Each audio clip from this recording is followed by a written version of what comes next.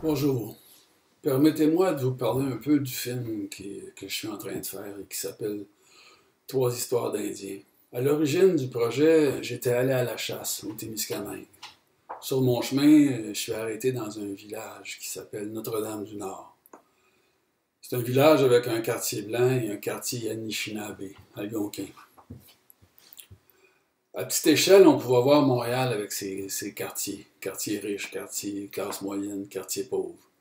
On pouvait entendre aussi les mêmes préjugés de part et d'autre, là, à savoir l'éternel égoïsme des riches et l'éternelle paresse des pauvres.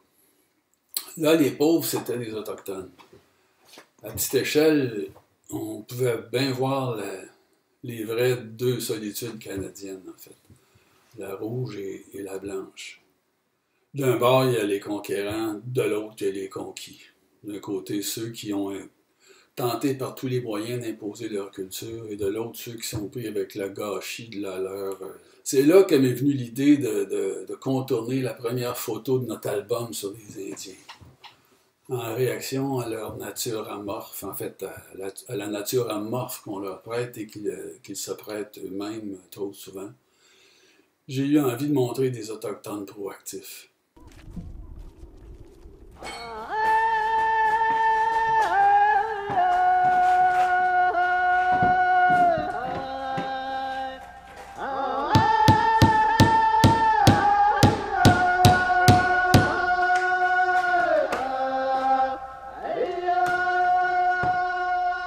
L'histoire d'Indiens raconte sur 4 saisons la vie de 5 jeunes autochtones. 3 filles dans le début de la vingtaine qui vouent un culte à Kateri Tekakwitha, la sainte autochtone. Un gars de 17 ans qui s'évade de son milieu en écoutant de la musique symphonique.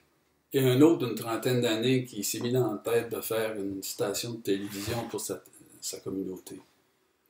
5 jeunes, donc, du Lac-Simon en Abitibi et de Kitsisakik dans le parc La Vérandrie, qui ont décidé de vivre un Idle No More à leur façon et de le vivre à fond.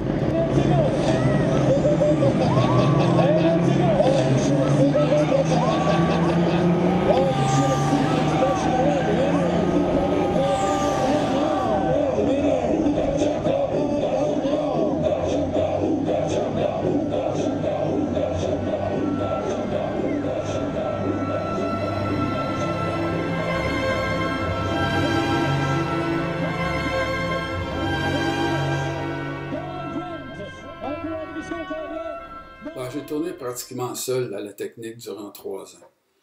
J'ai travaillé comme un peintre plus que comme un cinéaste. C'est-à-dire, j'ai d'abord mis des touches ici et là sans me les expliquer, en supposant qu'elle allait en suggérer d'autres ou en faire ressortir d'autres. Lorsque c'était pas le cas, j'ai gratté, j'ai enlevé puis j'ai recommencé. En bref, je me suis permis de travailler le cinéma comme il se travaille pas souvent, c'est-à-dire par essai et erreur. C'est l'immense avantage qu'offrent les bourses de production du Conseil des arts du Canada et du Québec. L'avantage de permettre à un artiste d'être en relation presque organique avec son travail. Pourquoi la levée de fonds? C'est assez évident. On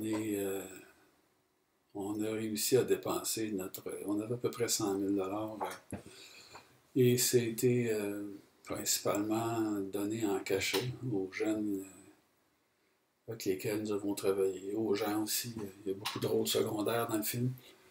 Et on est rendu à l'étape du mix, là. Et puis il nous reste les droits de musique à libérer. Des musiques classiques pour chaîne, c'est pas gratuit. Des chants grégoriens pour les filles, des chansons autochtones pour la programmation de télévision d'Éric. Bon, il manque un peu de sous pour ça. Alors, si jamais vous êtes intéressé à participer à 3 histoires d'Indiens, gênez-vous pas, ça fait plaisir. Merci à l'avance.